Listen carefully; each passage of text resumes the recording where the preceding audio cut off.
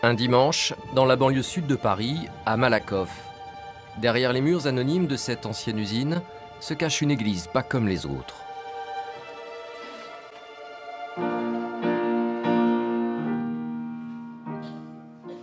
Ce matin, une cérémonie réunit une centaine de paroissiens. Des familles recueillies, des chants religieux. Ça ressemble à une messe catholique ou à un culte protestant. À quelques détails près, il n'y a pas de maître de cérémonie. La séance elle-même ne dure pas plus d'un quart d'heure. Et pendant que l'assemblée prie, un jeune garçon se livre à d'étranges préparatifs.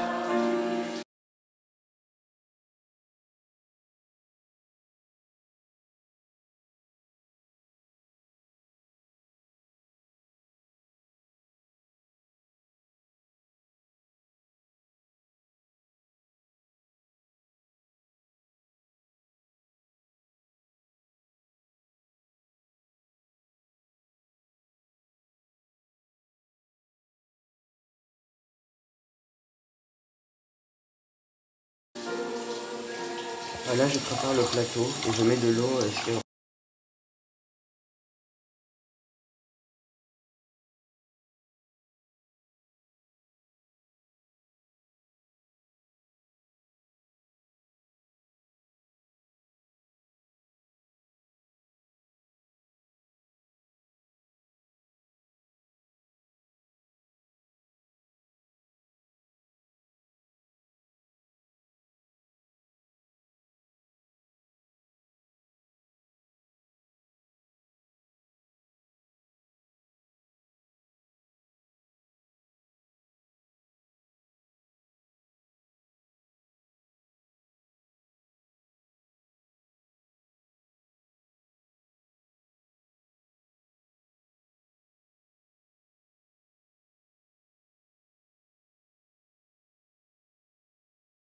On était au... C'est toi qui choisis. Nous appelons les citoyens responsables et les dirigeants des gouvernements de partout à promouvoir des mesures destinées à sauvegarder et à fortifier la famille dans son rôle de cellule de base de la société. D'accord, donc la famille c'est très très très important. Donc c'est une mise en garde. Ok, on va démarrer les objectifs.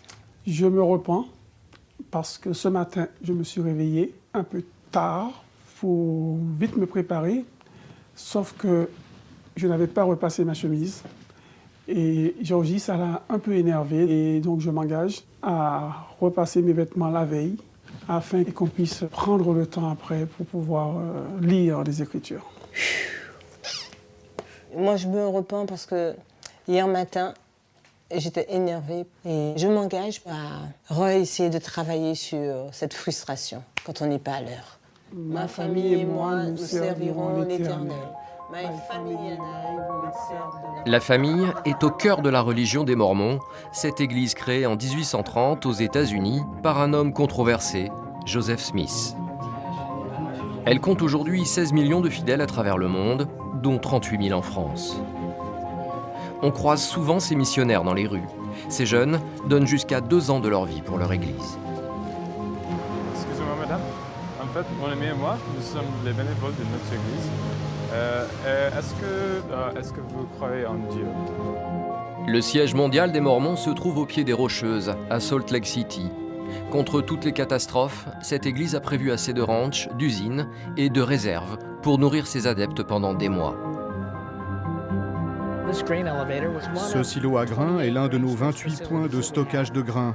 Avec cela, il y a assez de blé pour que nous puissions faire du pain, afin de fournir un sandwich pour chacun de nos 16 millions de membres de l'Église pendant au moins 7 mois.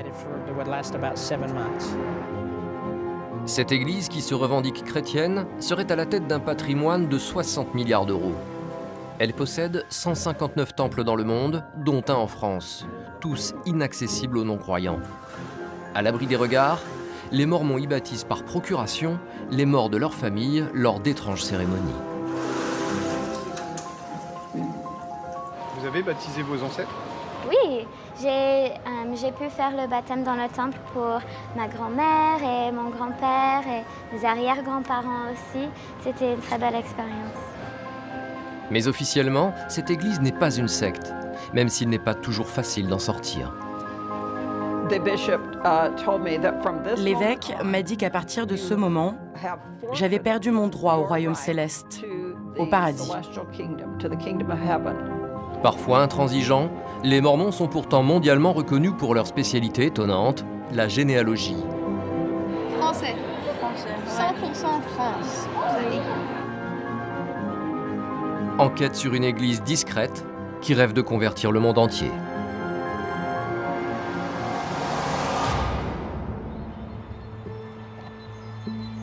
Nous sommes aux Archives de Paris. C'est ici que se trouve la mémoire de la capitale depuis le Moyen-Âge. Le directeur Guillaume Naon nous ouvre les portes des magasins d'archives ordinairement fermés au public. Paris conserve ici, dans ses registres patinés par le temps, tous les actes d'état civil, les naissances, les mariages et surtout les décès. Dans chacun de ces livres figure la liste des morts répertoriés par ordre alphabétique. Une source d'information précieuse pour certaines personnes. Il s'agit donc des tables des décès survenus à Paris. Pour chaque lettre de l'alphabet, les décès sont enregistrés dans l'ordre chronologique des décès. Et le grand intérêt, c'est que ça renvoie à une autre source tout à fait essentielle pour la généalogie et pour l'histoire sociale et économique, que sont les déclarations de succession qui ont pu être souscrites par les héritiers des défunts. Et là, en l'occurrence, vous avez l'exemple du décès de la fameuse actrice Sarah Bernard, qui est décédée à Paris en mars 1923. Et donc, là, sur la page de droite, vous avez toutes les références des déclarations qui ont pu être souscrites par ses héritiers, ses ayants droit. Ces déclarations de succession intéressent beaucoup les chercheurs d'ancêtres, car elles permettent de dresser les arbres généalogiques. Ce sont des tables qui sont très consultées par les généalogistes professionnels, par les généalogistes amateurs et par également les historiens. Comme vous le voyez, ils ne sont pas du tout en bon état. Alors celui-là est dans un état assez moyen, on va dire. La reliure est complètement cassée. Et là, dans ce cas précis, le feuillet est tout à fait détaché de la reliure. Pour éviter une dégradation irréversible, les Archives de Paris ont entrepris un vaste programme de numérisation. Récemment, ils ont accepté une aide inattendue. Tous les jours aux Archives de Paris, un couple d'Américains et un Français viennent jouer les petites mains. George et Joy sont retraités.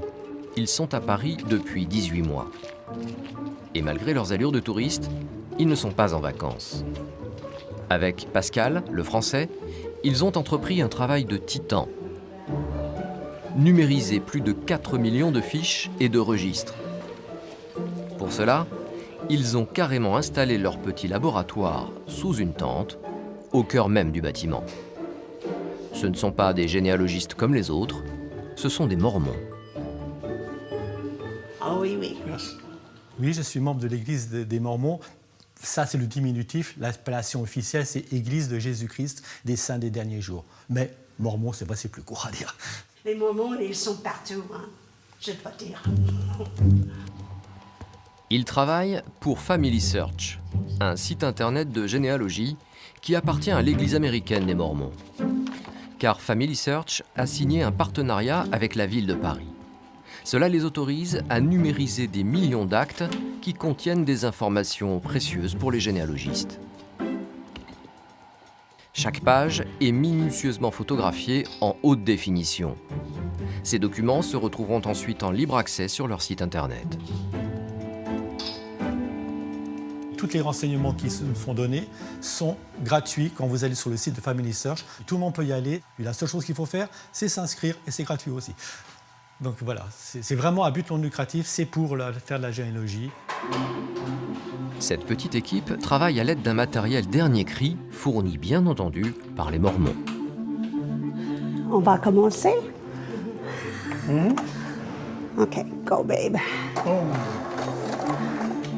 Ce scanner spécial permet de numériser à grande vitesse des fiches cartonnées comme ces listes électorales.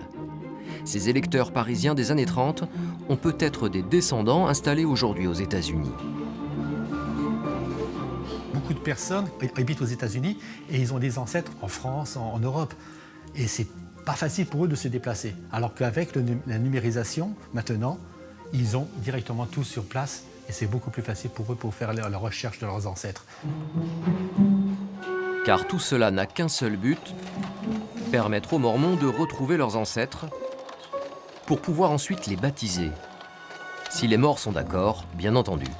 Comme nous pensons que l'esprit continue à vivre, la personne au-delà peut refuser ou accepter. Ce n'est pas obligatoirement, non, pas du tout, pas du tout. Ils ont toujours leur libre arbitre, le libre arbitre fonctionne et ils peuvent accepter ou refuser. Seul problème, impossible de connaître l'opinion des morts. Alors dans le doute, les Mormons baptisent tous leurs ancêtres selon leur rite, partant du principe que là-haut, ils sont quand même contents. Donc vous avez baptisé tous vos ancêtres qui portaient le même nom que vous? Oui, mormoning direct, je précise. Après, est-ce qu'ils ont accepté ou refusé, ça ce n'est plus mon problème. Vous n'êtes pas informé? J'aimerais bien, mais la communication, le téléphone marche mal avec la Malheureusement. C'est pour ça. Mais pourquoi baptiser les ancêtres? Tout simplement pour réunir les familles. Car après la mort, selon cette religion, seuls les baptisés pourront accéder au paradis mormon. Parfois, je dois dire, c'est comme si ces noms sortaient de la page. Dans mon cœur, je me dis que cette personne est heureuse que je fasse ça pour elle. Et quand je regarde la page suivante, j'ai le sentiment que vraiment, ces gens sont heureux. Ils savent qu'ils vont pouvoir rencontrer leur famille, qu'ils vont pouvoir être réunis tous ensemble. Ils sont vraiment contents que je fasse ça. Et moi, je me sens utile, je sers vraiment à quelque chose. J'ai un rôle important, c'est ce que je pense. Aussi étrange que puisse paraître leur discours, la mairie de Paris trouve son compte avec ses partenaires peu ordinaires. Grâce aux Mormons, les archives de Paris vont faire une belle économie, près d'1 million d'euros. Bonjour. Comment allez-vous? De quoi se réjouir, car à terme, ce sont plus de 4 millions de fiches qui se retrouveront ainsi sur le site internet de la ville de Paris, en libre consultation, grâce aux Mormons et à leur intérêt pour la généalogie. Mais qui sont ces Mormons capables de financer une telle opération?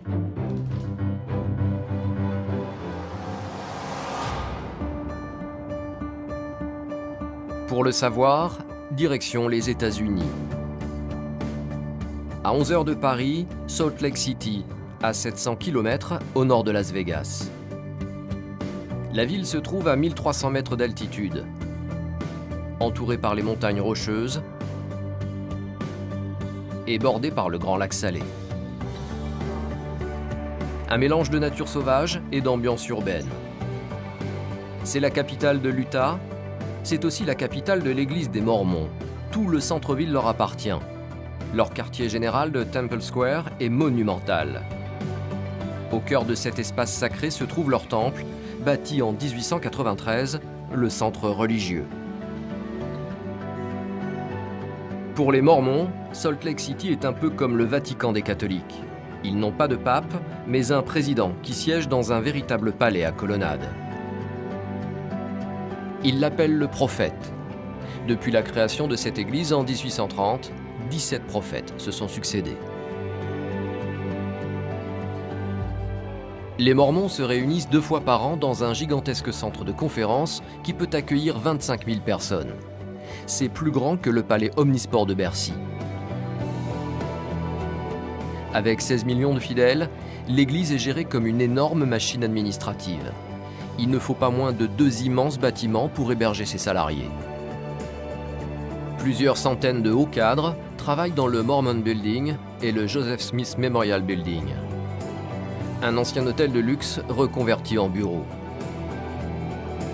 C'est à l'intérieur de ce bâtiment que nous retrouvons Family Search, l'entreprise des Mormons dédiée à la généalogie.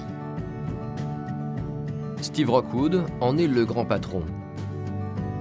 C'est lui qui a eu l'idée de rendre la généalogie plus ludique pour toucher plus largement les familles. Family Search International est la plus grande organisation à but non lucratif du monde. Nous aidons les gens à découvrir leur famille, à se rassembler, à se connecter. Nous sommes dans ce secteur depuis plus de 100 ans et nous sommes présents dans le monde entier. Family Search a beaucoup d'offres différentes. L'une d'entre elles est notre site web familysearch.org. C'est essentiellement un lieu de rassemblement où les familles peuvent se réunir et recueillir des informations sur d'autres membres de leur famille. C'est le lieu où elles peuvent recueillir des archives familiales, où elles peuvent se rassembler et construire leurs arbres généalogiques, rassembler leurs histoires et leurs souvenirs, rassembler leurs enregistrements audio et rassembler leurs photos, de sorte qu'elles ont leurs propres archives familiales qui sont dynamiques et toujours grandissantes et préservées pour toujours. Pas de doute, les Mormons aiment rassembler les familles.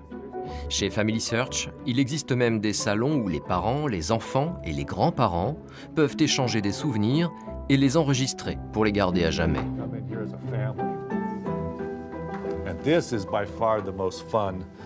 C'est de loin le salon le plus amusant pour moi, où toute la famille va s'asseoir. C'est le même principe d'affichage, c'est incroyable. Ça incite grand-mère, maman, papa et les enfants à commencer à se parler. Ils oublient la caméra. C'est comme s'ils étaient dans leur séjour ou autour de la table de la cuisine. Et ils commencent à parler de leurs meilleurs souvenirs, qu'il s'agisse de traditions familiales ou du grand-père qui n'est plus avec eux. Et c'est magique de voir dans cette pièce des familles qui ouvrent leur cœur. Mais pour les Mormons, la vraie réunion de famille ne s'arrête pas à papy et mamie. Pour raconter la saga familiale, il faut réunir les vivants et les morts, retrouver les ancêtres. Car les morts qui n'auront pas été baptisés selon le rite mormon ne pourront pas entrer au paradis et rejoindre leur famille. C'est pour cela que depuis un siècle, les Mormons mettent d'énormes moyens pour aider les gens à construire leur arbre généalogique. Gérée par Family Search, leur bibliothèque généalogique dispose de la plus grande collection d'archives privées au monde. Il y a là l'état civil complet d'une centaine de pays. Certains généalogistes viennent de loin, et même en famille, pour consulter ce contenu souvent inédit. Même si les Mormons sont en train de tout numériser, beaucoup de documents sont encore sous forme de microfilms. Pierre n'est pas mormon, mais il a fait le voyage exprès de France pour consulter un fichier très spécial, introuvable ailleurs. Donc je cherche le fichier Andriveau, qui est un fichier qui est très ancien. Et donc j'ai cherché la bobine 12 97 185. Le fichier Andriveau est une copie de l'état civil de Paris avant l'incendie de 1871 qui a totalement détruit les registres de la capitale. On ne peut consulter cette version qu'à Salt Lake City. C'est l'un des innombrables trésors de cette bibliothèque. C'est entre ce numéro-là et ce numéro-là. Donc normalement, la bobine devrait être ici. Voilà. Je l'ai. Et on y va. C'est le Graal, tout à fait. En fait, le fichier Andriveau, qui n'est que la partie antérieure à la Révolution française, ça va d'ici jusqu'à ici. C'est tout ça. Vous connaissez tout par cœur? Oui, c'est un fichier que je consulte depuis après une vingtaine d'années. À une vingtaine d'années, j'en suis qu'à la lettre B. Et donc j'aurais jamais terminé de mon vivant. Enfin, moi j'ai commencé au moins. Voilà. Avec ces outils généalogiques exceptionnels, les Mormons attirent à Salt Lake City des chercheurs du monde entier. Mais depuis 2013, ils ont eu une autre idée pour mobiliser des foules encore plus nombreuses autour de la famille et des ancêtres. Donc c'est probablement en Lorraine, mais là, on n'a dit pas. Tous les ans, à Salt Lake City, se tient le plus grand congrès de généalogie du monde, RootsTech. Plus de 25 000 chercheurs d'ancêtres se pressent dans le dédale des 5 hectares du Palace Center. L'ouverture est un grand moment dans une salle pleine à craquer avec 10 000 personnes. On est loin des ambiances feutrées des congrès généalogiques européens.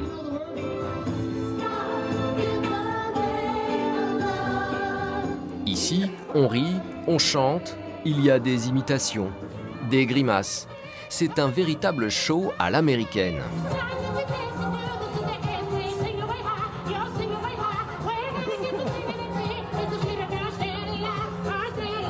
Et derrière tout ça, ce sont encore les Mormons qui sont à la manœuvre. C'est Family Search qui organise et finance ce gigantesque rassemblement. La grande folie du Congrès, c'est l'ADN. Faire son test ADN est chaudement recommandé par les Mormons, afin de connaître nos origines anciennes et d'établir des cousinages de plus en plus lointains. Sur les stands de généalogie, on vous propose de jouer aux experts avec des kits dignes des séries policières. Nous testons votre lignée paternelle, votre lignée maternelle et votre lignée autosomale. C'est votre ADN familial et ce que nous pouvons faire, c'est remonter non seulement 10 générations, mais aussi 18 000 ans en arrière. Ces tests remportent un franc succès. Plusieurs millions de kits ont été vendus les 2 dernières années, principalement aux États-Unis, car en France, leur commercialisation est interdite. Mais le Congrès, c'est aussi la découverte de gadgets pour aider les généalogistes à sauvegarder les souvenirs et célébrer le culte de leurs ancêtres, comme cette boîte à photos. Tournez la page et prenez la photo. Ou ce comparateur de visage qui évalue votre ressemblance avec vos ancêtres. Mais surtout, les Mormons consacrent beaucoup d'efforts à l'innovation technologique, comme cette application développée par Family Search. L'une des choses que les informaticiens de Family Search ont développé cette année, c'est une nouvelle fonction dans cette application mobile. Ça, c'est ma famille. Ça vous trouve automatiquement les gens de votre famille présents ici au Congrès. Alors, on va voir avec qui je suis relié dans cette salle. En général, je n'ai personne. Mais ici, j'ai 2 cousins. Est-ce qu'on peut essayer le vôtre? Oui. Cindy travaille au Congrès. Nous voulons voir avec qui vous êtes cousine. Ok. Est-ce que vous pouvez vous tourner? Donc c'est le vôtre, hein? Oui, alors je clique là. 230. Elle est cousine avec 5% de Rootstech. 5%? Oh, je sais pas. Mais c'est toute votre famille qui est ici. Oui, c'est dingue. Est-ce que vous connaissez ces gens? Non, je ne connais aucune de ces personnes. Je ne connais personne ici qui soit de ma famille. Est-ce que vous avez essayé de les contacter? Non, mais je devrais. Essayons le vôtre. Cet homme a 297 cousins ici. Vous avez des cousins au second degré? C'est comme les enfants de vos neveux. Et vous ne les connaissez pas? Comment ça se fait? Je ne sais pas.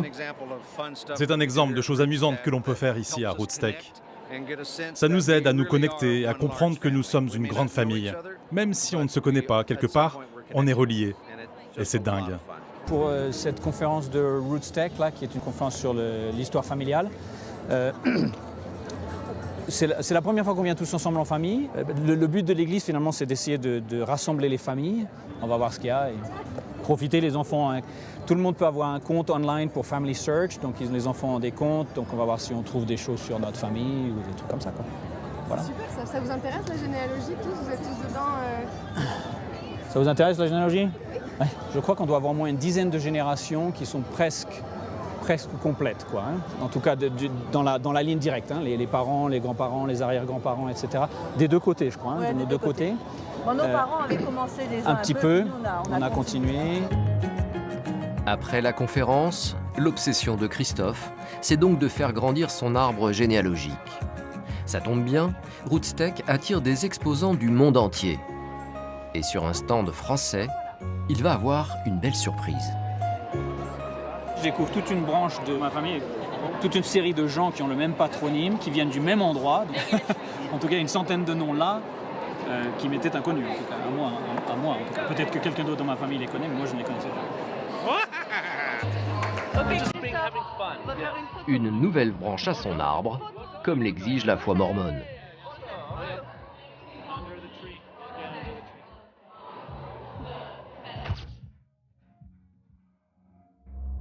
Mais d'où vient cette conviction? À l'origine de l'Église des Mormons, un Américain, Joseph Smith. Tout a commencé en 1820, quand à l'âge de 14 ans, le jeune Smith se met à avoir des visions. Comme le montre ce film de reconstitution, entièrement tourné par les Mormons, un ange lui serait apparu pour lui demander de rétablir la véritable Église. Il lui aurait révélé l'existence d'un évangile inconnu, constitué d'écrits rassemblés par un certain Mormon au IVe siècle après Jésus-Christ. Cet évangile raconte l'histoire de peuples anciens qui, fuyant Jérusalem, seraient arrivés en Amérique. Ils auraient ensuite reçu la visite du Christ ressuscité, venu leur enseigner ses préceptes.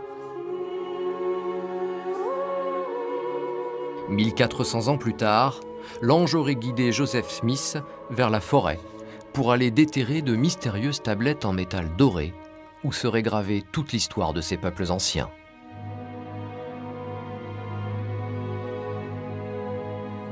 Elles étaient rédigées dans un langage oublié, mais le jeune homme a pu les traduire grâce à des pierres magiques données par l'ange. Joseph Smith fera publier leur enseignement sous le titre « Le Livre de Mormon ».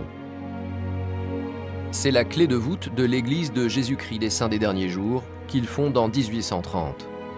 Joseph Smith devient prophète et se met à baptiser des disciples, toujours selon les indications venues du ciel.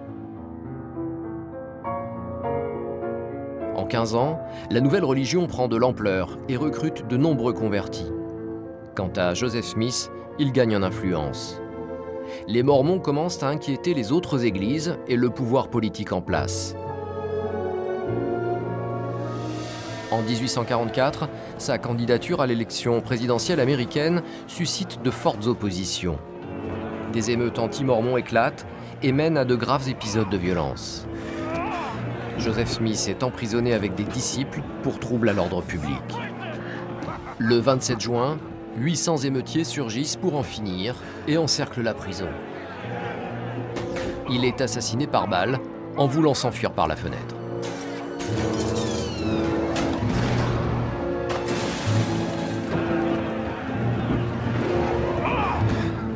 Sous la direction de son successeur Brigham Young, 70 000 Mormons sont contraints à l'exode et prennent le chemin de l'Ouest. Ils traversent les montagnes et s'arrêtent dans un désert de la plaine du Grand Lac Salé. C'est là qu'ils établissent les fondations de leur capitale, Salt Lake City.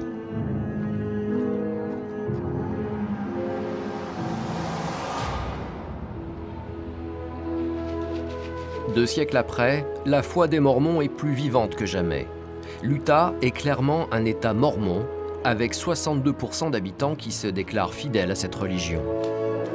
Après Salt Lake City, la plus forte communauté se trouve à 80 km au sud de la vallée. Nous partons à Orem. C'est là qu'habitent Christophe et Isabelle Giraud-Carrier, notre famille de Mormons français. Nous les retrouvons en pleine préparation du repas avec leurs enfants. C'est un moment très important, tout le monde met la main à la pâte, car la famille profite de ces petits instants de la vie quotidienne pour appliquer les principes mormons. Tout le monde s'y met. Voilà, c'est comme ça qu'on fait. Et c'est un moment où on passe du temps, on parle. Quand on est tout seul à la maison avec les plus petits, on parle de l'école, on parle de comment ça s'est passé dans la journée, s'il y a eu des problèmes. C'est un très, très bon moyen de communiquer avec ses enfants. Parce qu'on est au naturel, on fait nos petites affaires et puis on discute de la vie de tous les jours. On est bientôt prêts. Maintenant, j'ai des relations avec mes filles, ce sont mes meilleures amies. Donc, et mes garçons aussi d'ailleurs. Et pas question de commencer un repas sans remercier Dieu, ni bénir les proches. On a le temps de faire la prière et tu reviens faire ça après ? Chez les Mormons, c'est un honneur d'être désigné pour réciter la prière. Amandine, tu veux dire la prière, s'il vous plaît ? Oui. Merci. Notre cher Père Céleste, nous te remercions pour cette bonne journée que nous avons. Nous te demandons s'il te plaît bénir la nourriture qui a été préparée, s'il te plaît bénir la famille au loin et tous ceux qui nous sont chers. Nous te remercions pour l'évangile dans nos vies et la joie que ça nous apporte. C'est la prière que nous te laissons dans ton Fils Jésus-Christ. Amen. Amen. Merci.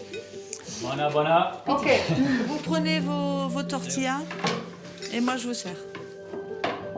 Aujourd'hui, on mange mexicain. Le repas mormon n'est pas vraiment différent du repas des autres familles, à part quelques interdits qui figurent dans la loi de leur église. Alors ça va être le tabac, la cigarette, ça va être l'alcool, le thé, le café, ces choses que... Puis toutes les drogues en fait. Bien sûr, toutes les drogues, tout ce qui a un côté addictif, donc ça. Mais il y a aussi, c'est aussi une question de santé, c'est-à-dire de se coucher tôt, de se lever tôt, des choses comme ça qui sont en fait des choses que notre médecin nous dit de faire. Hein. C'est rien de nouveau. Hein. Juste d'avoir une vie saine, en fait, hein. D'avoir une alimentation saine et une vie saine, de faire du sport, de boire de l'eau, enfin toutes ces choses-là qu'on sait qui sont bonnes pour nous, quoi. Voilà. L'ordonnance des Mormons est donc assez précise. Elle vaut aussi pour une autre activité humaine, la sexualité. Vraiment, le principe est un principe de chasteté. C'est les relations sexuelles entre un homme et une femme qui sont mariés. Nous, quand on s'est connus, nous n'avons pas voulu être dans le même lit jusqu'à ce qu'on se marie. Et c'est vrai que mes amis nous regardaient, moi j'avais des amis qui disaient parce que c'était quelque chose auquel je croyais, qui était important pour moi, qui était important ce que ça. Et donc nous avons attendu d'être mariés pour être dans notre lit ensemble. Des principes stricts, mais qui n'imposent pas aux autres. La plupart des membres de notre famille, donc à part mes parents par exemple, c'est la même chose de son côté, ne sont pas membres de l'Église. Donc quand on a des repas de famille, il y a de l'alcool, etc. Juste nous on n'en boit pas, mais les autres en boivent. Ils ont le champagne à la fin du repas si on célèbre quelque chose de particulier. Nous sommes tolérants de leur mode de vie et eux, en échange, sont complètement tolérants de notre mode de vie aussi. À notre mariage, il y avait du champagne Bien sûr. quand même. Parce qu'il y a des gens qui célèbrent avec le champagne. Nous, on avait notre... Avec de la boisson pétillante, je crois, du jus de raisin pétillant ou quelque chose comme ça. Mais bon, voilà. Mais finalement, il n'y a pas tant de différence. Bon, il y a cette parole de sagesse qui fait une différence. Il y a le dimanche, parce qu'on va à l'église. C'est quelque chose qui ne se fait, parce qu'il se fait de moins en moins, c'est vrai. Donc nous, c'est vrai qu'on va à l'église tous les dimanches. Mais autrement, il n'y a pas tant de différence que ça. On va au boulot tous les jours, comme tout le monde. Travail, on fait des activités en famille le plus possible. C'est vrai que pour nous, la famille est très importante. Donc on passe beaucoup de temps avec nos enfants, mais autrement... Parfois, ce qui fait tourner la tête aux gens, surtout en Europe, c'est la taille de notre famille. Parce que c'est inhabituel d'avoir des grandes familles, en tout cas maintenant, c'est moins habituel. Nous avons 8 enfants, donc ça fait une grande famille. Les gens regardent un peu bizarrement, en se demandant qu'est-ce que c'est que cette smala là, avec tout ce monde. Pour réunir cette grande famille, il y a la Family Room, une pièce où parents, enfants et petits-enfants se retrouvent. En bonne place, un petit livre bleu, le livre de Mormon, où Christophe et Isabelle puisent leur exemple de vie. Ça, c'est le livre de Mormon, qui est pour nous, est un autre livre d'écriture qui complémente la Bible. D'ailleurs, comme le titre l'indique, c'est un autre témoignage de Jésus-Christ. Et finalement, c'est un livre d'écriture qui ressemble à la Bible, sauf que la Bible a lieu du côté de Jérusalem, enfin dans l'Ancien Monde, on va dire, alors que ça, il s'agit des peuples qui vivaient ici sur le continent américain, le livre a été traduit par Joseph Smith, et il contient en particulier, à peu près aux 2/3 du livre, le récit de la visite de Jésus-Christ à ce peuple après sa résurrection. Donc pour nous, nous considérons le livre de Mormon comme un livre d'écriture et comme un autre témoignage de Jésus-Christ qui nous aide à mieux comprendre son évangile et à le pratiquer, en fait, grosso modo. Sujet délicat pour les Mormons, leur prophète Joseph Smith a eu plusieurs épouses. On lui prête jusqu'à 48 femmes. Ce qui fait que la plupart des gens pensent que les Mormons sont aujourd'hui polygames. Une question qui agace beaucoup Christophe. S'il y a des membres de l'Église qui pratiquent la polygamie, ils sont excommuniés. Alors c'est un petit peu ennuyeux parce qu'il y a des gens qui se prétendent encore membres de l'Église ou mormons, qui ne le sont plus officiellement et qui pratiquent la polygamie. Donc par exemple, au sud de l'Utah, si vous allez, à certains endroits, il y a des colonies qui se prétendent mormones. Ici, ils s'appellent fundamentalistes, c'est ce qu'ils disent. Ils sont des fondamentaux, enfin mormons fondamentalistes, on va dire. Mais ils n'ont plus d'association officielle avec l'Église de Jésus-Christ des Saints des Derniers Jours. Donc la pratique a été complètement terminée en 1890. Ça veut dire qu'ils ne sont pas des mormons? Non.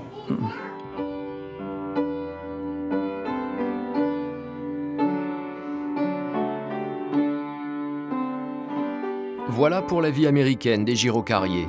Mais celle-ci se termine bientôt, car après 13 ans aux USA, ils vont déménager et revenir en France. Ils ont décidé de s'engager pour leur église. Christophe et Isabelle vont devenir présidents de la mission de Lyon. Très classique, ça.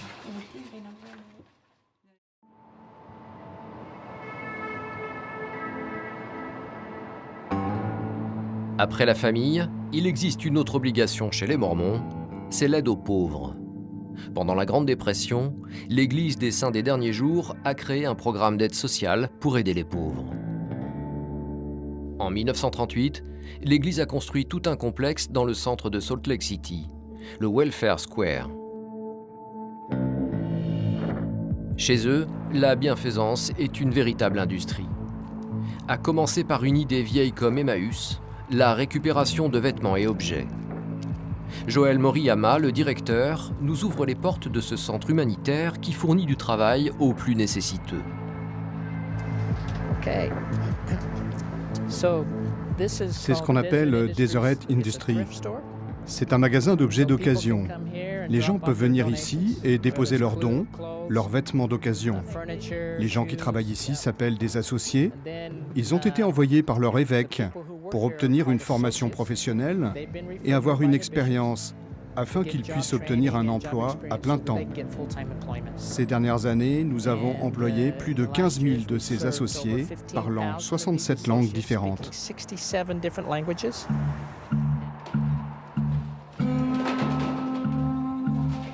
Ici, les associés sont chargés de trier les vêtements et les objets, retenir ceux qui seront mis en vente.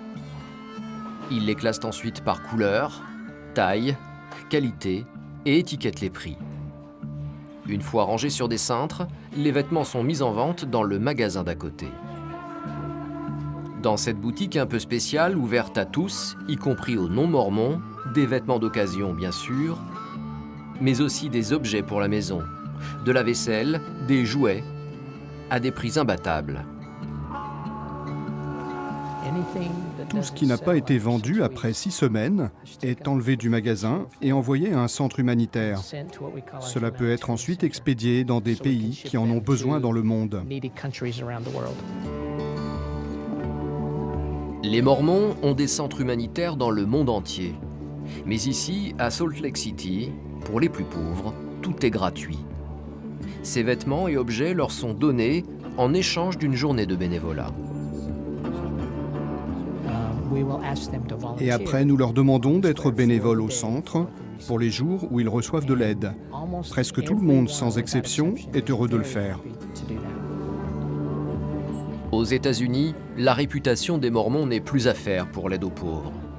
Il faut dire qu'après les avoir habillés, ils s'occupent de les nourrir gratuitement dans les magasins de l'évêque. Ça ressemble à un supermarché normal. Il y a des rayons bien fournis, des clients qui poussent des chariots pleins de provisions. Il y a des fruits, des légumes.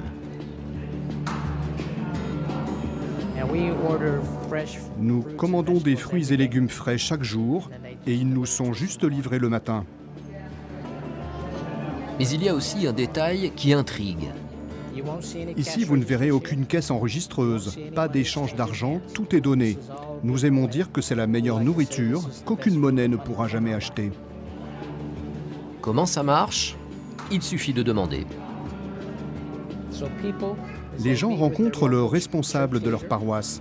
Il peut les aider à déterminer ce dont ils ont besoin, comme de la nourriture ou d'autres marchandises pour leur famille. Et là, ils peuvent venir ici avec cette liste de produits.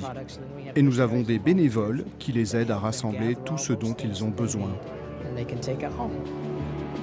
Autre détail intriguant, il n'y a pas beaucoup de marques sur ces rayons. Sur ces boîtes qui se ressemblent toutes, un mot revient très souvent. Deseret, orné d'une petite ruche. Un des mots que nous utilisons dans l'église mormone est le mot « Deseret ». C'est dans notre livre de Mormon. Une fois traduit, cela signifie « une abeille à miel ». Lorsque nos premiers pionniers ont traversé les États-Unis et se sont installés dans cette région, ils aimaient le symbole de l'abeille, qui travaille dur en collectivité et dans la ruche. Donc nous continuons à utiliser ce mot. Et tous ces produits avec le mot « Deseret » ont été fabriqués par l'Église. Et au dos, regardez, nous avons le nom de l'église. Vous l'avez compris, l'église des Mormons produit elle-même la nourriture des pauvres dans ses propres fermes et les conditionne dans ses propres usines. 70% des produits que vous voyez ici proviennent de 41 fermes. Nos fermes produisent ces haricots verts. et les mettent en conserve à environ 40 minutes d'ici, au nord, de sorte que ces haricots sont prêts à être distribués dans les 6 à 12 heures après la récolte. Ils sont très frais alors? Oui, c'est très frais. Des légumes frais, mais aussi de la viande, toujours de la marque Deseret. Nous avons environ 5000 têtes de bétail, élevées dans 5 ranchs et un élevage de dinde. Et pour les produits laitiers, c'est pareil. Car non loin de là, dans le même bâtiment, les Mormons ont une laiterie qui produit non seulement du lait, mais aussi du beurre, de la crème fraîche et du cheddar. Un peu plus loin, une boulangerie. C'est la boulangerie Deseret, la seule boulangerie de l'église. Vers 6 heures du matin, ils font la pâte pour faire cuire le pain. Un peu plus de 700 lots de pain chaque jour. Aucun n'est vendu. Tout est distribué par le réseau des magasins de l'évêque dans l'Utah et les États voisins. Et ce sont des volontaires. Ils donnent leur temps bénévolement. Ils les mettent en paquets et les préparent pour la distribution.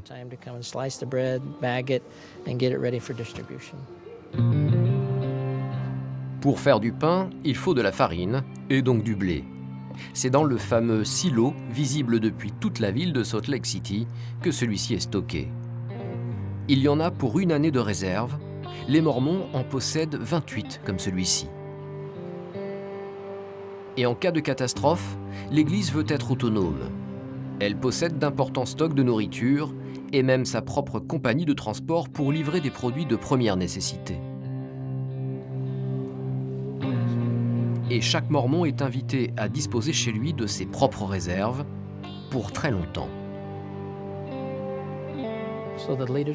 Les dirigeants de notre Église ont toujours encouragé les membres à faire leurs propres réserves de nourriture. C'est toujours dans l'idée d'être autonome, en cas de perte d'emploi, de maladie ou en cas de catastrophe, s'il n'y a plus de nourriture dans les épiceries. Si vous avez vos propres réserves, alors vous pouvez subvenir à vos besoins pendant une courte période jusqu'à ce que ça aille mieux. C'est pour cela que ces produits ont été élaborés par l'Église pour durer 30 ans. Donc vous pouvez les acheter et les garder pour une longue période. Il s'agit d'aider les gens à devenir plus autonomes. Les Mormons affichent une richesse insolente. Beaucoup d'immeubles du centre-ville de Salt Lake City leur appartiennent. Ils possèdent un centre commercial de 240 magasins, le City Creek Center, qui aurait coûté la bagatelle de 3,5 milliards d'euros. Ils ont également un groupe de radio et de télévision, une compagnie d'assurance vie et un journal quotidien. Sans compter les propriétés agricoles. Les Mormons sont l'un des plus importants propriétaires terriens d'Amérique, avec plusieurs ranchs aux États-Unis et en Amérique du Nord. Celui de Floride est le plus grand ranch du monde. Il s'étend sur 126 000 hectares.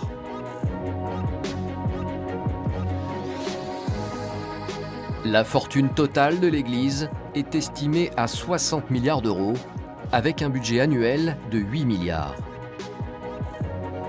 Mais d'où vient cet argent? Pour se financer, les Mormons font appel au vieux principe biblique de la dîme, comme nous l'explique Christophe Giraud-Carrier. La dîme, pour les membres de l'Église, c'est 10% de ses revenus. Alors, ça s'arrête là, 10% de ses revenus. Okay, il n'y a pas de règle, vous pouvez demander à qui vous voudrez, il n'y a pas de règle qui vous dira c'est sur le brut ou sur le net, ou si jamais je fais du babysitting, qu'on me donne $10.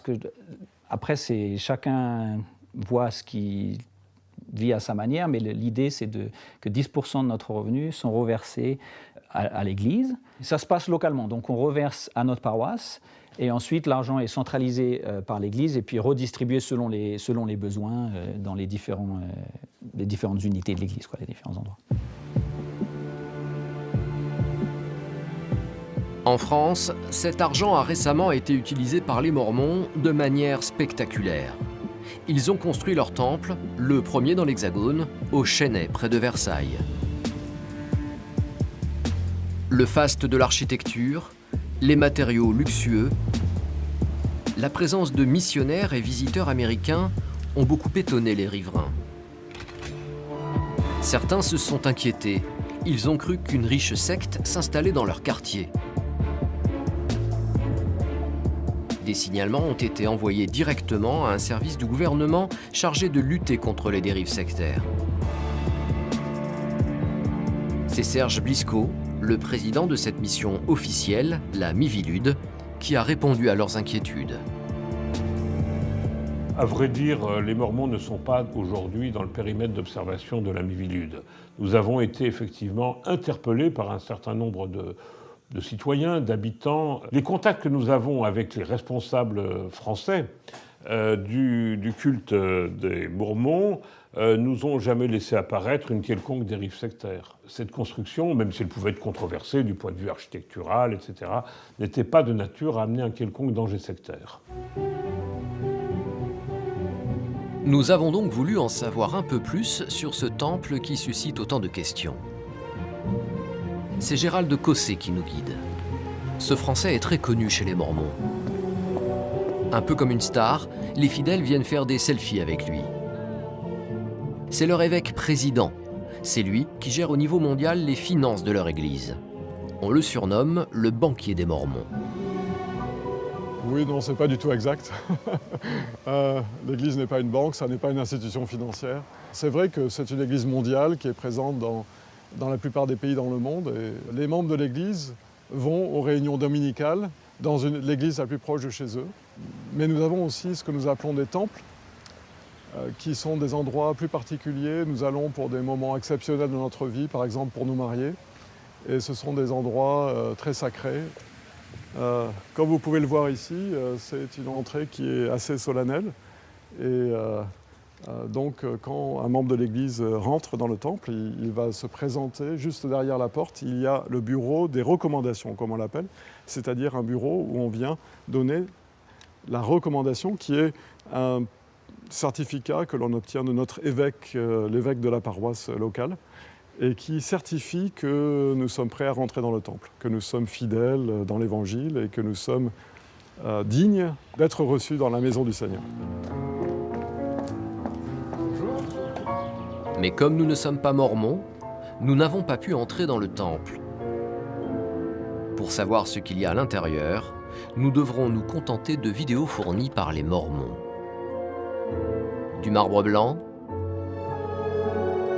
des vitraux, la fameuse salle des baptêmes, celle des mariages, et une succession de pièces dont on ne comprend pas très bien à quoi elles servent. Difficile de se faire une idée. Alors, pour vraiment voir ce qui s'y passe, nous avons trouvé des vidéos sur Internet qui sont beaucoup plus explicites. Aux États-Unis, un Mormon qui a pris comme pseudonyme New Name Noah a filmé en caméra cachée plusieurs scènes.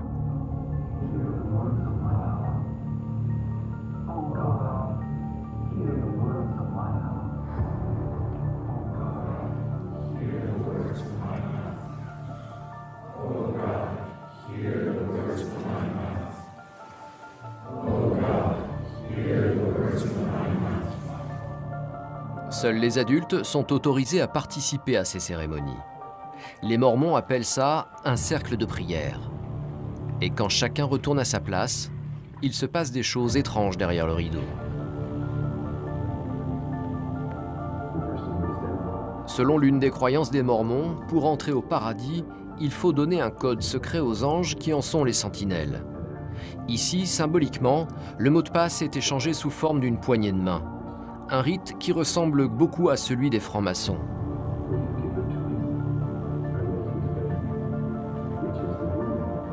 Le temple du Chênay est le seul en France. Il a coûté 60 millions d'euros. Des temples comme celui-ci, il y en a 159 dans le monde, intégralement financés par l'Église des Mormons.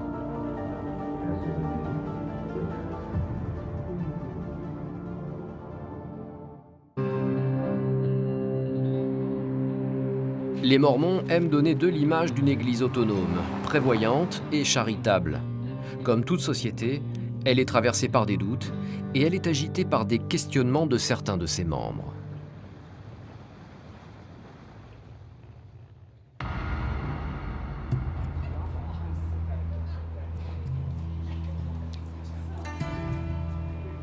Kendall est gay et mormon.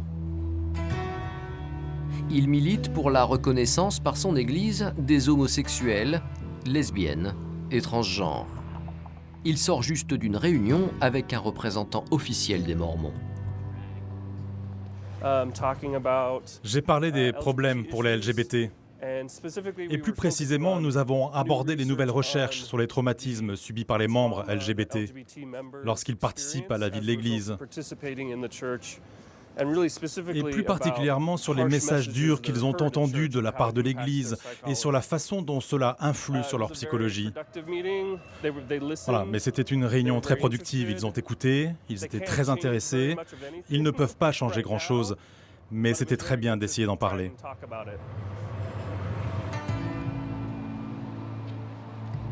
Pour tenter de changer la position de l'Église des Mormons sur la question homosexuelle, Kendall a créé un groupe de pression avec son amie Erika, une mère de famille mormone à qui il rend visite aujourd'hui.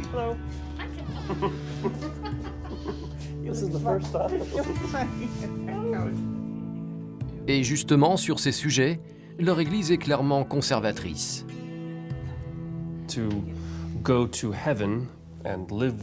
Pour aller au ciel et vivre avec Dieu, au sens mormon, il faut être marié au sexe opposé.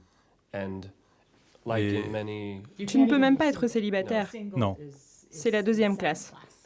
Les Écritures mormones parlent de personnes célibataires qui quittent cette vie, encore célibataires et non mariées. Ce seront des anges, mais comme des domestiques. Des domestiques au service des personnes mariées vivantes avec Dieu. Je ne veux pas faire ça. Je ne suis pas intéressé. J'ai dit non merci. Mais c'est actuellement ce qu'il y a dans les Écritures. Erika n'est pas homosexuelle. Et avec son mari, elle a 5 enfants. Elle est issue d'une famille mormone, mais elle est très impliquée dans cette cause.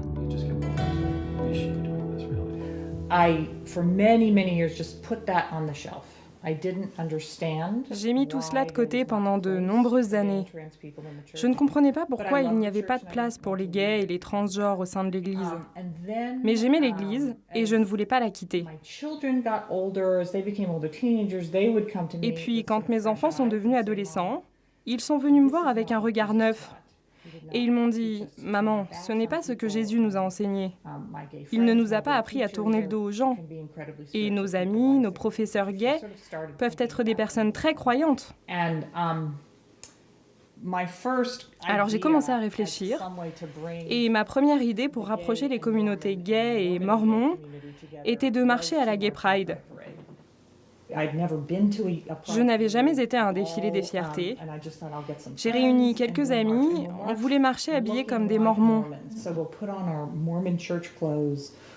On a mis des habits qu'on porte à l'église. On avait des pancartes avec des slogans. J'espérais 25 personnes et 350 sont venus. C'était en 2012. Depuis, avec Kendall, ils ont créé un site internet pour les Mormons qui souhaitent soutenir leur cause. Tous les ans, ils participent à la Gay Pride et ils y font venir de plus en plus de monde.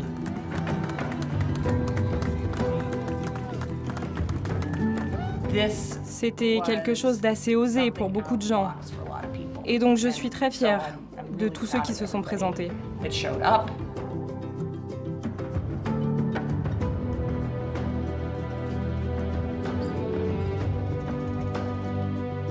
J'espère que cela a envoyé le message que ça ne va pas s'arrêter là.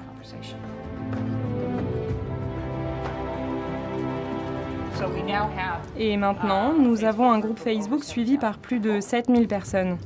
Un groupe Facebook qui vise plus particulièrement les jeunes. Vous pouvez avoir de très belles expériences. Imaginez un ado qui vient à sa première Gay Pride. Il vient d'une petite ville du fin fond de l'Utah et il est excité et effrayé. C'est vraiment risqué de dire « oui, je suis gay ». Et là, il voit les Mormons. Et il y a une dame qui ressemble à une dame de sa paroisse. Ça, c'est vraiment rassurant. Mais Kendall et Erika le savent, ils se sont engagés dans un long combat dont les résultats sont longs à venir. l'Église continue à excommunier ceux qui, ouvertement, ne respectent pas ses commandements. Je ne veux pas être exclu. Je ne cherche pas à les provoquer pour qu'ils m'expulsent, mais s'ils le font, ça ira. La majorité des personnes qui se déclarent lesbiennes, homosexuelles, bisexuelles, transgenres, à un moment de leur vie, ils quittent l'Église. C'est la majorité. Si la majorité des gays et transgenres quittent l'Église, d'autres tiennent au contraire à y rester et y jouer pleinement leur rôle. C'est le cas de Bianca. Il y a à peine 2 mois, elle s'appelait encore Travis. C'était un mormon marié et père de famille. Bianca est ce qu'on appelle une personne transgenre.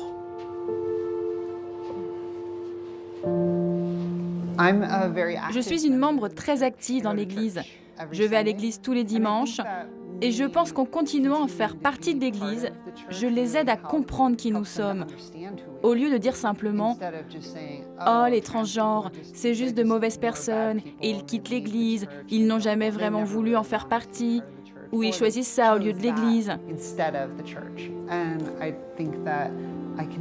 Je pense que je peux changer l'Église et l'aider à comprendre en restant, plutôt qu'en la quittant. Le plus grand changement qu'ils pourraient faire pour les gays et les transgenres, c'est au moins de réaliser que c'est différent de n'importe quel autre péché dont ils parlent. Ne pas boire d'alcool, ça ne change pas la vie. Mais pour nous, souvent nous allons de plus en plus mal quand nous essayons d'ignorer le fait que nous sommes gays ou transgenres, ou en essayant de le cacher ou de le mettre de côté. Mettre de côté quelque chose d'aussi important que votre sexualité ou votre genre peut avoir des répercussions terribles. Et donc je pense que s'ils pouvaient nous considérer avec plus d'empathie, en essayant de vraiment nous comprendre, au lieu de nous dire ce qu'on devrait faire, ils feraient déjà un grand pas. Je veux juste être une membre normale et acceptée de l'Église. Je n'essaie pas de m'exhiber à l'Église, ni de changer les règles ou les croyances ou la doctrine. Je veux juste être une membre normale de l'Église. La transformation récente de Bianca n'a pas encore été jugée par l'Église, plutôt ouverte au dialogue. Signe non négligeable pour les Mormons, leur logiciel de généalogie va bientôt intégrer les relations entre personnes de même sexe. Autrefois, les Mormons n'étaient pas aussi conciliants et quitter l'Église n'était pas chose facile. Nous sommes à proximité du centre de Salt Lake City, chez Sandra Tanner.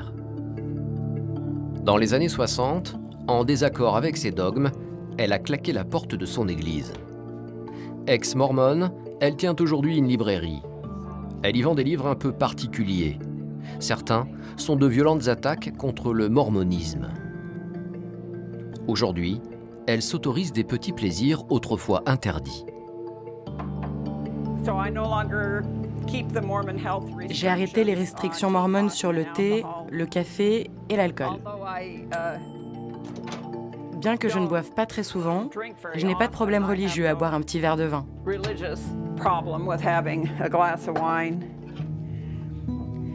Il y a 50 ans, elle a vécu une drôle d'expérience. Parce qu'elle voulait rompre avec sa religion, elle a directement été traduite devant le tribunal des Mormons, qui l'a excommuniée.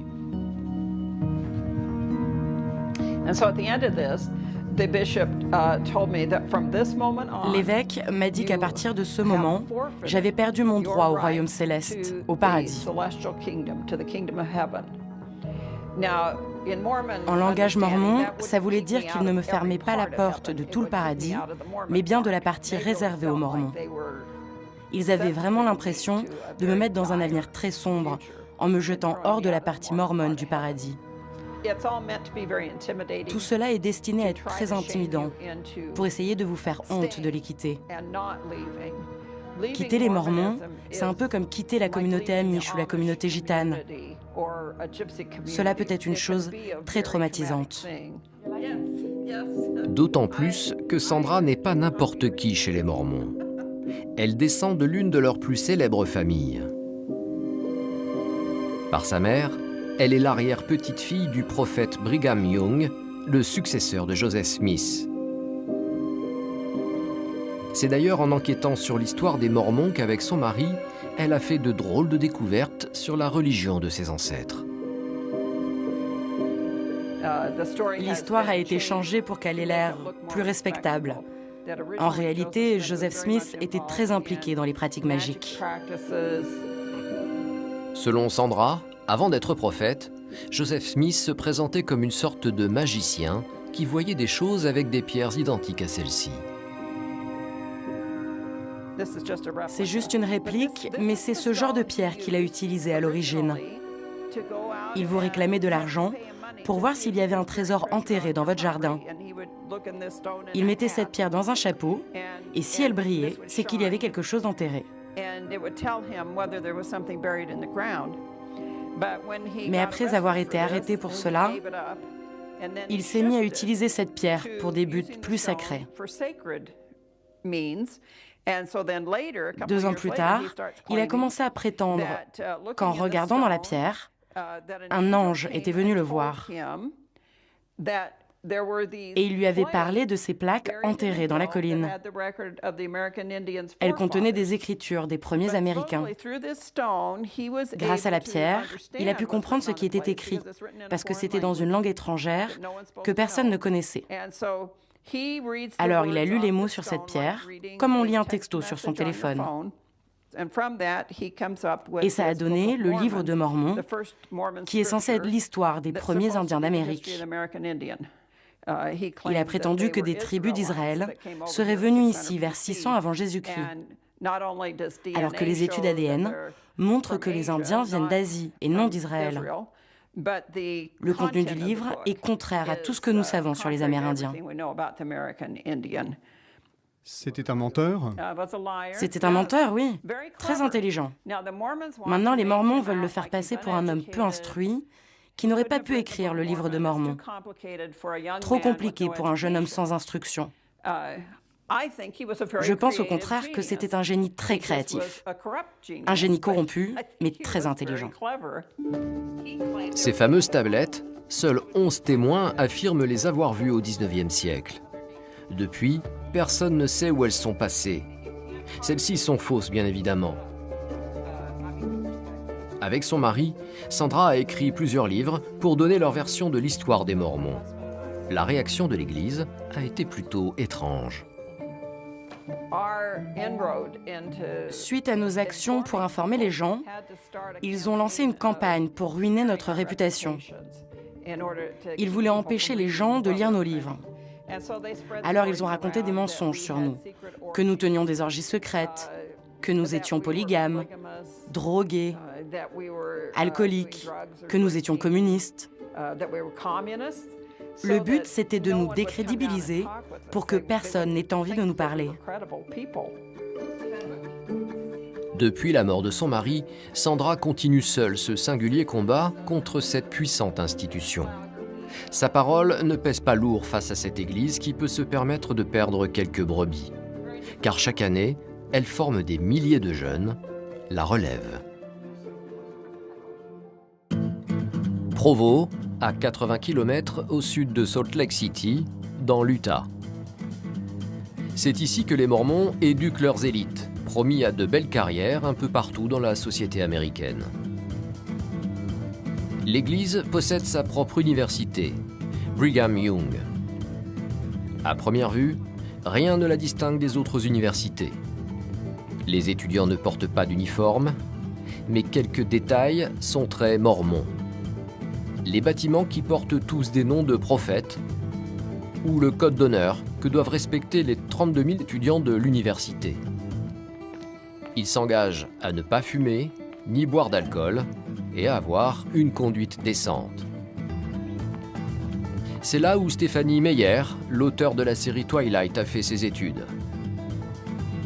Nous rencontrons Karine Chenel, une professeure française qui s'est battue pour intégrer le prestigieux corps des enseignants de l'université mormone. Alors, je suis professeure de physique et le processus pour les professeurs est assez long pour devenir titulaire. On appelle ce processus tenure track et pendant plusieurs années, il faut faire ses preuves, donc ça prend 6-7 ans. La sélection est impitoyable et peu de femmes décrochent un poste de titulaire. Très très peu de femmes dans le milieu scientifique. Un peu la culture, c'est-à-dire que les filles très jeunes à l'école, je pense qu'on leur inculque l'idée que peut-être elles ne sont pas faites pour les sciences, elles ne sont pas faites pour les maths. Bon, c'est un peu dommage. Donc on essaye de changer un peu cette culture. Mais on a seulement eu finalement des professeurs femmes que récemment. J'étais une des premières dans le département. Donc à l'heure actuelle, on n'est que 2 sur 35. 2 femmes. Mais si Karine est venue ici, c'est avant tout pour les excellentes conditions de recherche que lui offre l'Université des Mormons. Des millions de dollars ont été investis en matériel de pointe. Voilà le microscope. Cet instrument est assez coûteux, coûte à peu près 1,5 million, et on en a 2. Et ses recherches en physique de l'infiniment petit ont permis à Karine d'être publiée dans l'un des plus prestigieux magazines scientifiques. C'est ce qu'ils encouragent ici de plus en plus, avec les jeunes comme nous. Ils nous demandent d'être compétitifs au niveau de la recherche et de publier dans des journaux très sélectifs. L'université possède aussi son propre télescope, ce qui est rare. Tous ces moyens attirent les étudiants et la fac devient de plus en plus cotée. BYU est devenu de plus en plus sélectif, même dans la communauté des étudiants mormons. Donc ils ne prennent que les meilleurs étudiants. À Provo, il n'y a pas que la science. Dans un autre département de l'université, les étudiants se forment à la communication. Ils apprennent à devenir des storytellers, des raconteurs d'histoires. La chose la plus importante que je peux enseigner à nos élèves ici, c'est de raconter des histoires. Et des histoires vraiment uniques, qui ont un impact, qui ont du sens, des histoires qui peuvent changer les gens. Alors dans cette classe, on essaie de devenir des raconteurs d'histoires, des conteurs intéressants. Et pour certains, l'inspiration vient de très haut. Pour moi, c'est un voyage spirituel. Je cherchais une mission pour servir l'Église. Je ne savais pas ce que je voulais étudier. J'ai commencé à prier à ce sujet et en même temps, je lisais un document sur l'école de communication de l'université. Et là, j'ai reçu une confirmation de Dieu sur ce que je devais faire de ma vie. Alors, je me suis inscrite au programme. J'ai vraiment senti que le Seigneur me guidait. Une des différences entre les étudiants de BYU et ceux d'autres universités, c'est que beaucoup sont mariés. J'ai enseigné en Arizona et en Caroline du Sud. Aucun de mes étudiants n'était marié. Et ici, il y a 2 personnes mariées ou 3 ? Il y a 2 mariés et un fiancé. Beaucoup d'étudiants ici sont mariés, ont des enfants. Vous avez des enfants ? Beaucoup de ces étudiants ont des enfants et autre chose, ils sont tous internationaux. Ils ont servi dans des missions mormones. Alors nous avons des gens qui parlent hawaïen, espagnol, français. J'ai dans un de mes cours des gens qui parlent des langues du monde entier, ce qui est vraiment cool et unique.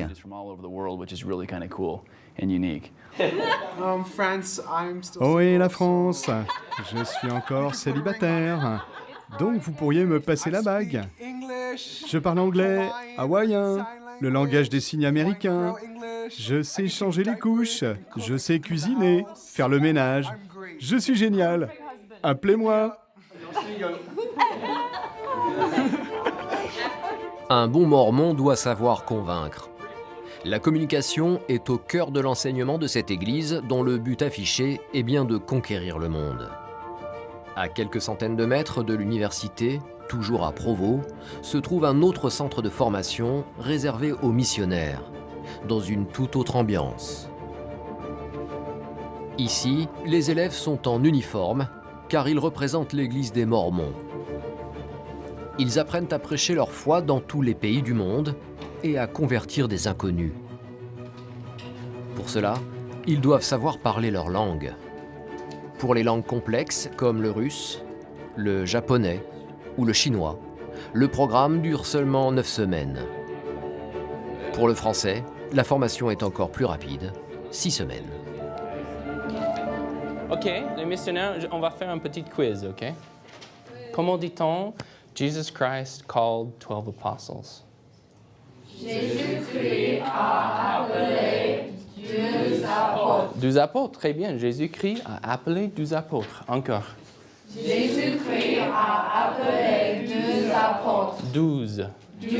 12. 12. D'accord, encore 12.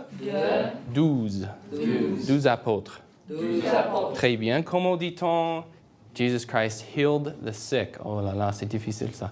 Le français accéléré pour les Mormons, ce sont quelques bases grammaticales et des phrases toutes faites, uniquement destinées à porter la bonne parole. Jésus-Christ qui a guéri la... Ok, tout le monde, vous avez trouvé la réponse? Ok, ensemble. Jésus-Christ a guéri les malades. Très bien, Jésus-Christ a guéri les malades. On essaie d'aider les missionnaires à avoir des expériences en parlant en langue. Donc, on ne fait pas beaucoup d'instructions de tous les détails de grammaire. Et le but, c'est de leur donner des outils, de pouvoir continuer à apprendre. On ne pense pas qu'ils vont être parfaits en français quand ils parlent, mais on les donne des tâches de faire en parlant. Donc, ils parlent beaucoup. La plupart du temps ici, ils essaient de parler. Et donc, ça, c'est le but. Comme ça, quand ils arrivent en France, ils ont déjà eu beaucoup d'expérience en parlant. Et après ça, ils peuvent régler toutes les petites choses qui ne sont pas tout à fait correctes. Super. Un français pas trop académique, donc. Jérusalem. Très bien, les missionnaires. Mais qui n'entament en rien leur détermination et leur enthousiasme. Et tu viens d'où, Elder Barker? Je viens de Logan, Utah. Je viens de Logan, en Utah. J'ai grandi dans cette église, dans cet évangile et je l'aime. J'en aime chaque partie et j'y trouve beaucoup de joie. Je sais que je peux aider les autres à trouver cette même joie. Et c'est mon but. Frère Belka sera envoyé à Paris. Pour les Mormons, la France est un pays de mission difficile. Mais pas d'inquiétude, certains missionnaires en sont persuadés, c'est Dieu lui-même qui va leur faciliter la tâche. J'aime Jésus-Christ et ses enseignements et je veux partager ses enseignements avec tout le monde. Je sais que Dieu a préparé les gens qu'il veut que j'enseigne en France. Je peux faire toutes les choses avec Dieu. Vous pouvez lire votre phrase. Jésus-Christ est venu vers la paix, Donc, vous avez dit donc. D'accord.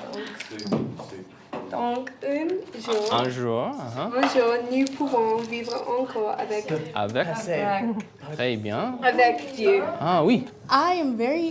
Je suis terrifiée, pour être honnête, mais je sais et je crois que mon Saint-Père ne m'enverrait nulle part où je serais en danger. Très bien. Et je vais faire ma mission en Paris. À Paris. Le fromage et la baguette, c'est vraiment un must. C'est ce que tout le monde m'a dit. J'ai parlé avec une sœur qui est allée là-bas. Elle m'a dit, mange autant de fromage que tu peux, autant de pain et de nourriture. C'est les 3 conseils qu'elle m'a donnés. Je suis excitée. Mais pas de vin. Non. Ils sont prêts. Vraiment, comme je vous ai dit, ils vont apprendre en le faisant. Oui, sur le terrain. Donc, ils sont prêts. Actuellement, il y a 67 000 missionnaires mormons qui servent dans le monde. Ce centre peut accueillir jusqu'à 3 000 personnes simultanément.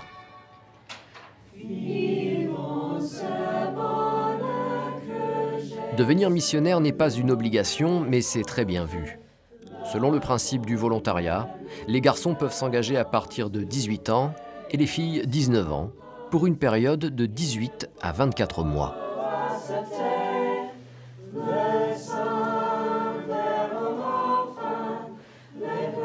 Les missionnaires ne sont pas rémunérés.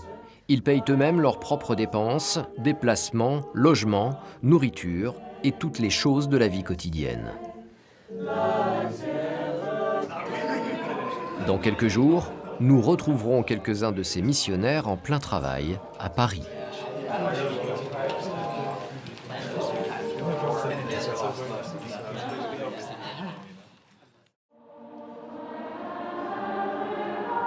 Chez les Mormons, il n'y a pas que les missionnaires qui font rayonner l'Église.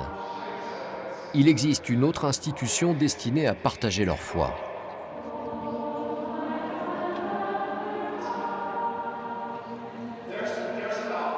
C'est le chœur du Tabernacle, dont la salle de concert se trouve au pied du temple à Salt Lake City.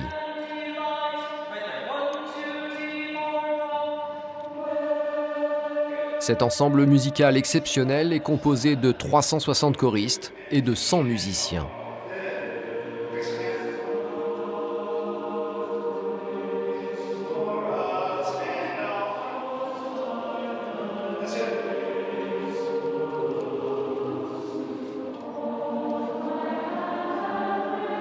Son répertoire est varié, avec de la musique de Broadway, de grands compositeurs classiques, Bach ou Handel, mais aussi des créations musicales mormones.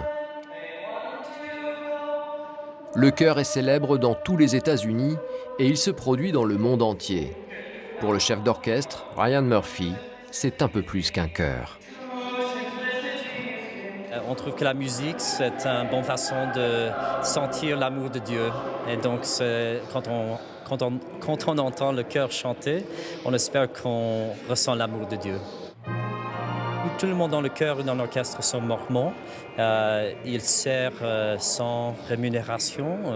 C'est volontiers et c'est vraiment chouette qu'ils donnent de leur temps comme ça.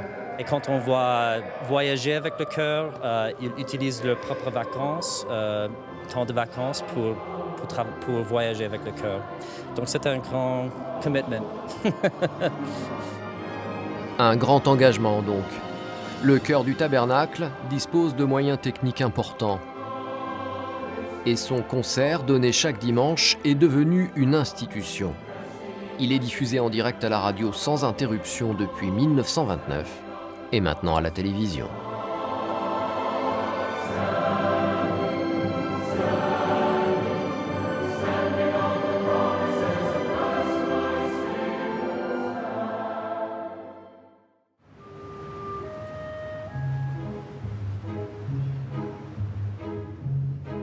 À Paris, quelques semaines plus tard, nous nous rendons dans le quartier animé de Beaubourg, où un magnifique hôtel particulier du XVIIe siècle abrite les activités des Mormons dans la capitale.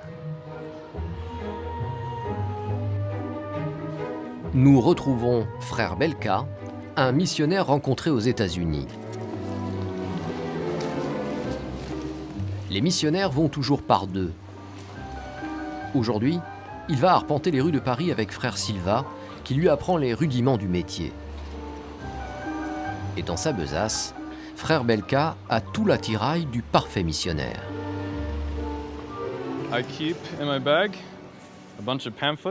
Je garde dans mon sac un tas de dépliants qui présentent les différentes parties de l'Évangile et sa doctrine. Là, c'est celui sur la chasteté, dont nous tirons beaucoup de leçons. La parole de sagesse. Il s'agit de garder notre corps en bonne santé, ne pas fumer, ne pas boire, ne pas prendre de drogue et apprendre à vivre sainement. Là, c'est la dîme et les offrandes de jeûne. Ça parle des offrandes de jeûne, ce qui est un commandement de notre Père Céleste. Et puis, j'ai des livres pour étudier les langues, car je ne suis pas encore parfait en français, mais je travaille dessus. Je le fais pendant mon temps libre. Et puis, j'ai toujours un livre de Mormon sur moi pour le donner à quelqu'un qui en aurait besoin. Pour Frère Belka, c'est l'heure de passer à la pratique. Excusez-moi, madame. En fait, mon ami et moi, nous sommes les bénévoles de notre église. Est-ce que vous croyez en Dieu? Non. Non? Okay. Bon, je n'ai jamais croire à Dieu, je crois. Donc, je vous souhaite une belle journée. Ça va. Merci. Bonne chance. Merci. En fait, nous sommes les bénévoles pour notre église. Ah oui, mais là, j'ai pas le temps. Si c'est pour... 2 minutes. Merci. Excusez-moi, monsieur. Okay. Bonjour. En fait, nous sommes des bénévoles pour notre église. Merci, au revoir. Bonjour, excusez-moi. En fait, nous sommes des bénévoles pour notre église. Ok, oui. On est juste là en train de parler avec les gens de notre église. Merci, au revoir. Pas facile d'aborder les Parisiens. Alors, nos deux missionnaires vont changer de méthode et essayer de toquer directement aux portes. Mais encore faut-il qu'on leur ouvre. Soudain, ils reçoivent une aide inattendue, la main de Dieu peut-être.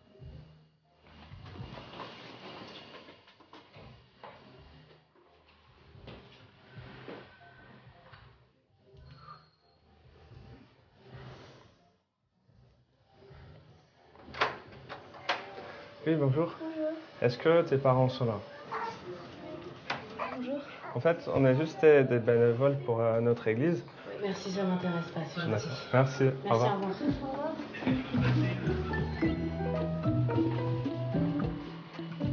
Missionnaire à Paris, c'est dur, mais rien n'entame la détermination de frère Belka.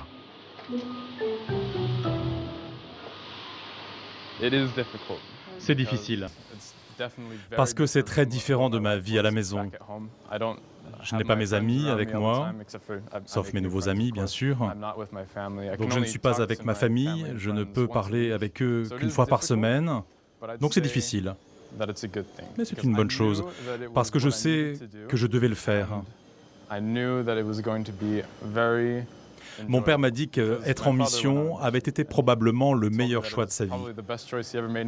Alors je suis venu ici en espérant apprendre beaucoup et mûrir beaucoup. C'est ce qui se passe maintenant. J'apprends et je grandis.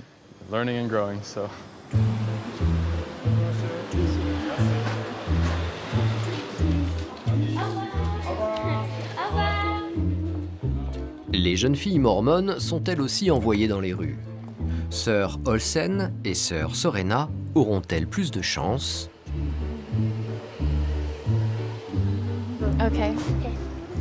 Notre très cher Père Céleste, nous te remercions pour... Alors, avant d'affronter les passants, elles se donnent du courage avec une petite prière afin que Dieu les guide. de faire.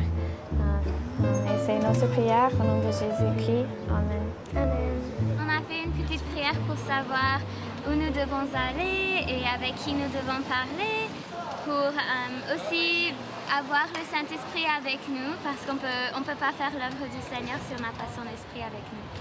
Et visiblement, ça marche. En fait, je m'appelle Sorena et avec ma collègue Sœur Olsen, nous sommes missionnaires de l'Église de Jésus-Christ des Saints des Derniers Jours. Est-ce que vous croyez en Dieu? Moi non plus. Voilà. Ça fait depuis toujours? Oui, depuis toujours. Est-ce que vous vous posez des questions de temps en temps? Ce qui se passe après la mort, par exemple? Oui, je me demande. Mais je saurais en temps voulu. Voilà. Je pense. On n'est pas dans l'appréhension de la mort, justement. On laisse la chose venir. C'est vrai que ça paraît loin, mais on ne sait jamais. Le but de notre vie sur la Terre, c'est donné dans les Écritures. Vous pouvez expliquer un peu? Le but de notre vie est de rencontrer Dieu après cette vie et de faire le bien quand nous sommes ici. D'accord. Ok, très bien. Parce que Dieu a un plan pour nous. Et nous avons tous un travail sur la terre de nous préparer pour retourner en présence de notre Père Céleste. Et c'est ce qu'il veut pour nous. D'accord. Voilà. Est-ce que ça vous intéresserait qu'on se revoie une autre fois pour vous expliquer? Non, je pense pas, parce que je pense que nos opinions sont assez différentes, mais en tout cas, c'est très bien. Jamais à court d'arguments, sœur Sorena relance. Comme on a parlé un petit peu de ce qui se passe après la mort, est-ce que ça va si on laisse un petit brochure avec vous qui explique? Oui, bien sûr, vous pouvez nous laisser un petit... Ok, ça marche. Bon, on retrouvera là-dessus. Merci, au revoir. Pour les Mormons, ces rencontres de rue ne sont pas des échecs. Elles déclencheront peut-être des conversions à long terme. C'est pas difficile. Nous avons des moments de difficulté, mais c'est bien de parler de Dieu. Il y a des personnes qui nous disent qu'ils ne croient pas encore en Dieu, mais ça vient petit à petit. C'est pas parce qu'on n'est pas né dans la foi qu'on ne peut pas l'acquérir au fil du temps.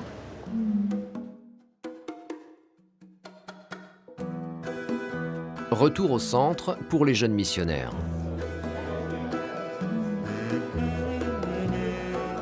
Après avoir dressé le bilan de la journée, chacun rentrera chez soi.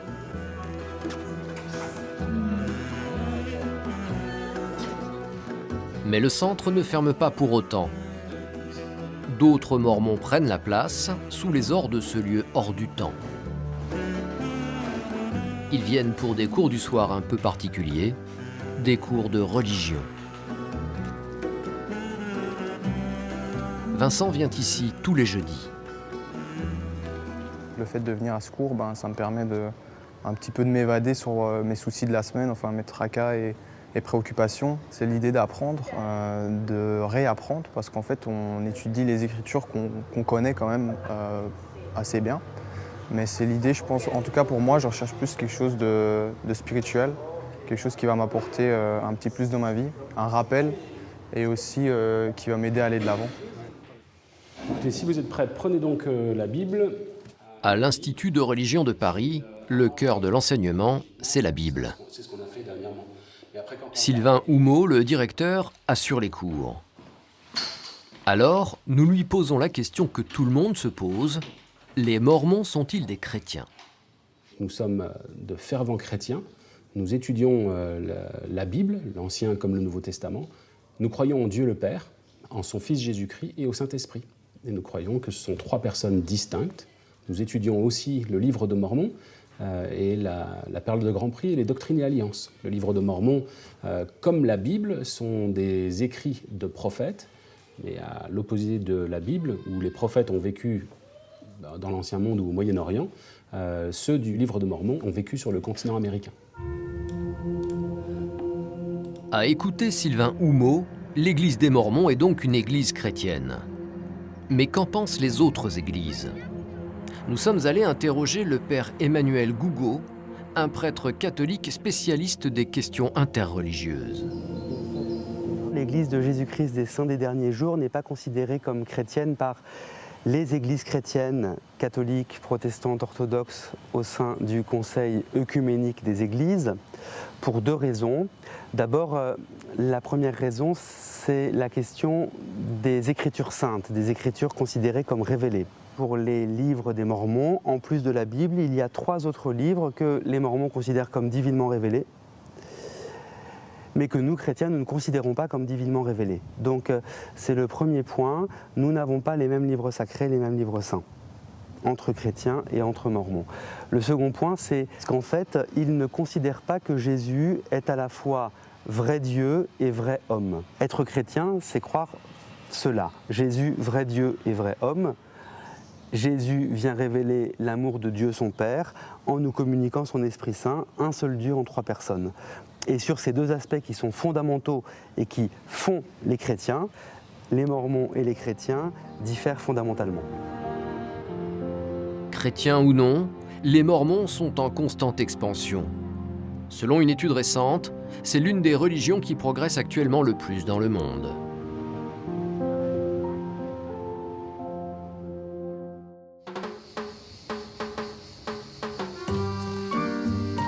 L'action des missionnaires n'est sans doute pas pour rien dans ce succès des Mormons. Nous retrouvons la famille Giraud-Carrier en France. Ils sont sur la route, car Christophe vient tout juste de prendre de nouvelles fonctions. Avec sa femme Isabelle, il s'occupe de gérer les 150 missionnaires du sud de la France. On circule. On fait ce qu'on appelle le tour de la mission. Avec Isabelle, on supervise tous les missionnaires de l'Église qui sont dans cette région de la France. Donc on est responsable de leur santé physique, mentale, spirituelle, et de s'assurer que tout va bien pour eux. Aujourd'hui, direction Toulon, où toute la famille est attendue par les missionnaires de la région. Les jeunes Mormons viennent de Marseille, Nice et même de Bastia en Corse pour faire la connaissance de leur nouveau président. Comme souvent chez les Mormons, la paroisse de Toulon se trouve dans un bâtiment parfaitement anonyme.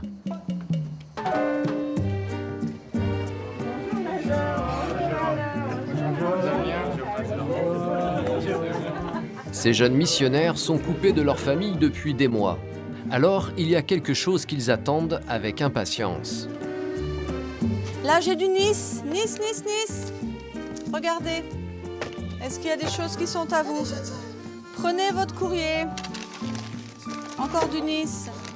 Alors ça, c'est tout le courrier qui est envoyé au bureau de la mission, en fait, et que nous, comme on visitait tout le monde, on a emporté avec nous pour pouvoir donner aux missionnaires. Ah bon? Estienne, c'est une fille. C'est une sœur. Voilà. En bonne mère de famille, Isabelle prend son rôle très à cœur. Un double rôle, en fait. Je fais un peu un rôle de maman pour eux, si vous voulez. Je m'occupe de leur dire, bon, bah oui, il faudrait peut-être... là, il faut peut-être aller voir un médecin. Là, vous pouvez vous soigner tout seul parce que c'est une bricole. Donc voilà, des choses comme ça. Je suis aussi une missionnaire, c'est-à-dire que comme les missionnaires, les jeunes, je peux aussi aller faire de l'enseignement et parler aux gens. Et ça, c'est aussi mon rôle. Et ce matin, pour accueillir les missionnaires, Isabelle a préparé un petit déjeuner. De son côté, Joseph s'occupe de présenter la famille. Alors la première photo, c'est de notre famille. Voilà. Ensuite, il y a maman et papa. Ils sont... Voilà. Quant à Christophe, il ne perd pas de vue les objectifs de la mission. Nous n'avons aucune intention de changer de façon révolutionnaire ce qui se passe dans la mission. La mission va bien, la mission est en bonne santé, les choses vont bien, le travail avance bien. Donc ce qu'on veut faire, c'est simplement pas rester comme ça, ni aller comme ça, mais essayer de continuer à améliorer. Comme président de mission, Christophe procède à des entretiens individuels. Dans un bureau, à l'écart, il reçoit les missionnaires un par un. Vous allez bien ? Rien ne filtrera de ces rencontres, mais une chose est sûre, le président est là pour motiver ses troupes, mais aussi pour leur répéter les directives de l'Église. Attention, on sourit. Pour les Girocariers, c'est le début d'une mission de 3 ans. 3 années de prêche et de conversion. Dans le sud de la France, mais aussi dans tous les pays du monde, l'armée des missionnaires mormons est bel et bien en ordre de marche.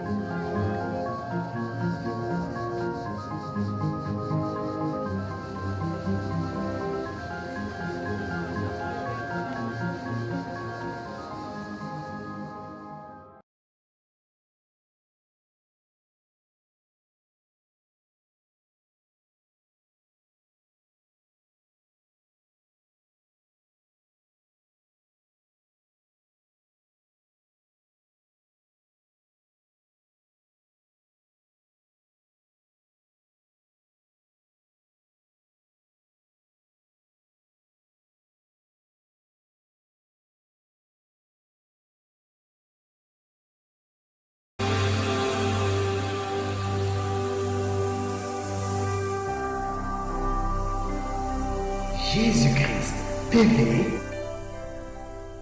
vous connaîtrez la vérité et la vérité